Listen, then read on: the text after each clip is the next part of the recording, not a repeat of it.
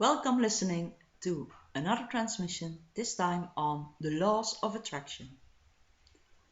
The laws of attraction mainly spoken about the law of attraction as in one, the one which we all understand. People are attracted to each other in several ways. Physical attraction is the most common thing on earth, which is needed for mankind to persevere in all sorts of imaginable circumstances. That, to begin with, is a chemical reaction, but let's leave it to that for now. Let's take a turn and talk about not one, but two laws of attraction: the cosmic law of attraction and the earthly law of attraction. The part where equals attract and the part where opposites attract, and why that is the way it is. Karma is the magic word that does the trick here. As long as you are bound to the law of cause and effect, you will be a part of the almost never-ending wheels of the law of karma. And this isn't something any human ever came up with. It's a universal cosmic given. It's a matter of resonance and frequency. It's very simple and at the same time hard to comprehend at times. As simple as this, and it says it all. What goes around comes around. Always. No one excluded. You act and the other reacts and vice versa. It is a very wide-stretched given. It can even span previous lifetimes. You always hear people ask, why or why me? When you can't come to terms about why something is happening most of the time, it's either way because you can't count to two, or it is because you can't dig deep enough to find the answers to that question, which is common, for it probably is to be found in another lifetime. Darling people, it really does stretch that far, for everything is all stashed and arranged in what is called the causal body, the memory box of all that ever affected you and caused by you. That causal body we talk about is the reservoir of everything which remains lifetime after lifetime. And it remembers, but it remembers emotionless.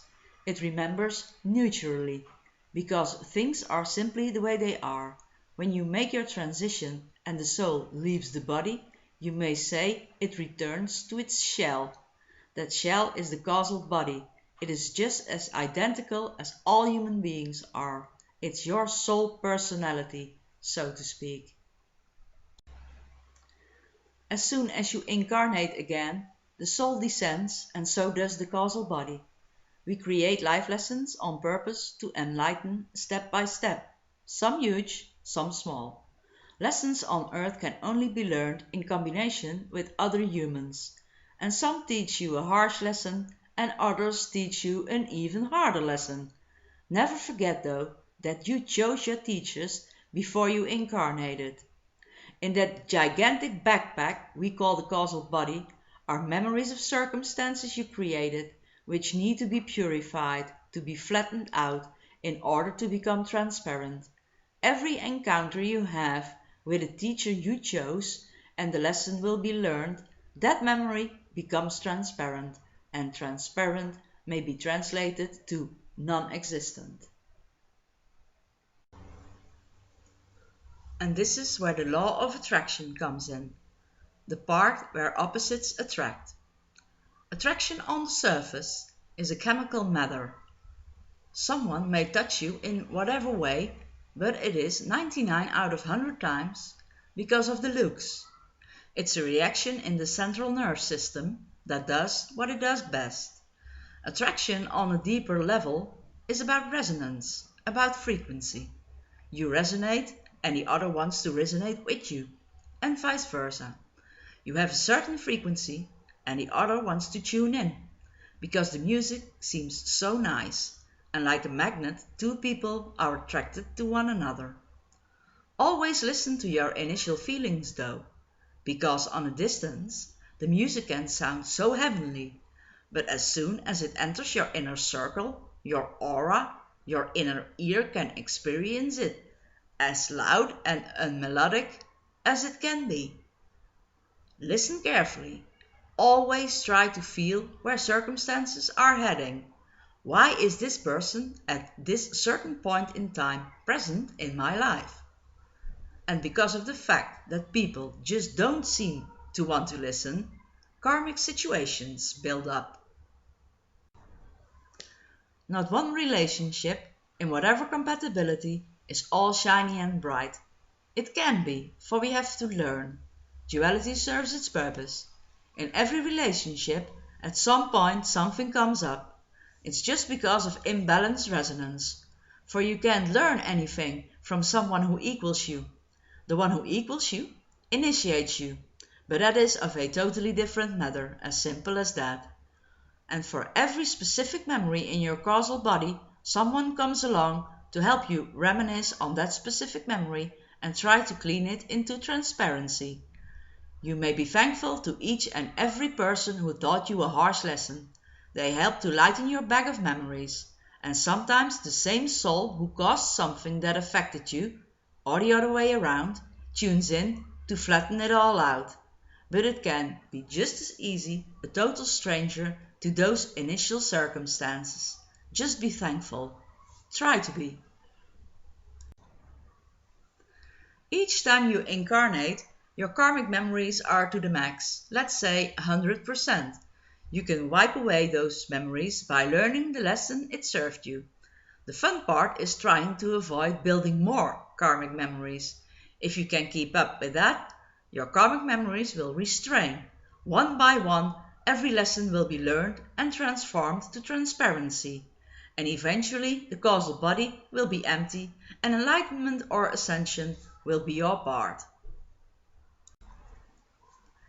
So each time, your karmic memories will be 100% and you can flatten some out and gain some again.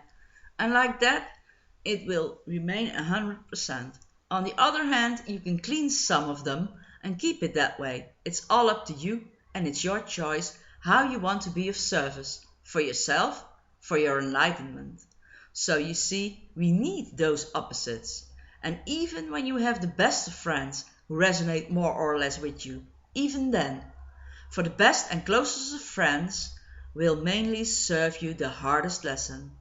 What is that hardest lesson exactly? The lesson to love unconditionally, to love them and always be there for them, even when you disagree on every part and are confronted with their deepest flaws. Everything on this beautiful planet Earth is always a work in progress. Let's step into outer space and take a look at serving your causal body by cleansing some of its memories in a more or less controversial way. You may choose to take on some part of service in exchange, which can be mainly anything as long as it serves Mother Earth, humanity, or yourself alone. Choosing to serve yourself in taking on the task of cleansing personal karma completely on your own, your choice may be to incarnate again in a disabled body. If a soul chooses to incarnate in a handicapped body, like for example Down syndrome, or chooses to die because of a modern-day disease, it wipes out enormous loads of karmic memories. That sounds too ridiculous to be true, but it is the way it is.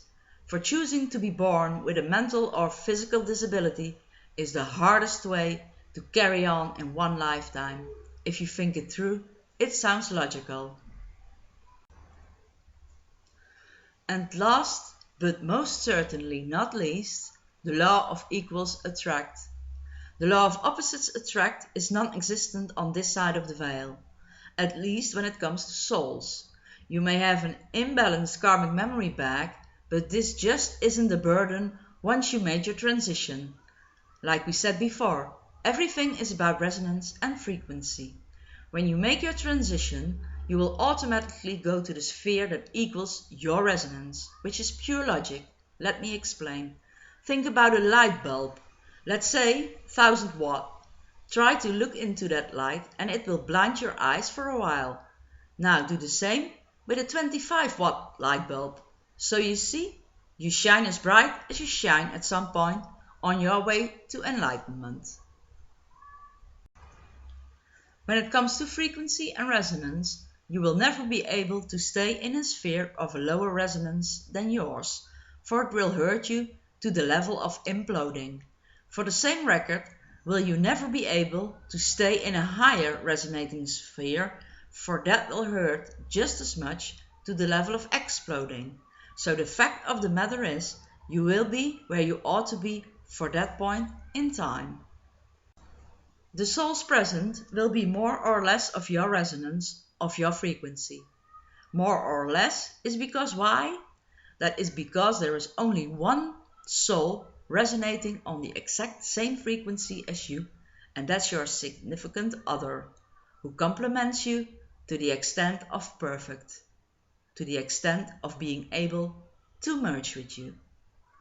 As spoken through she, who is the essence of me, the Master Poet.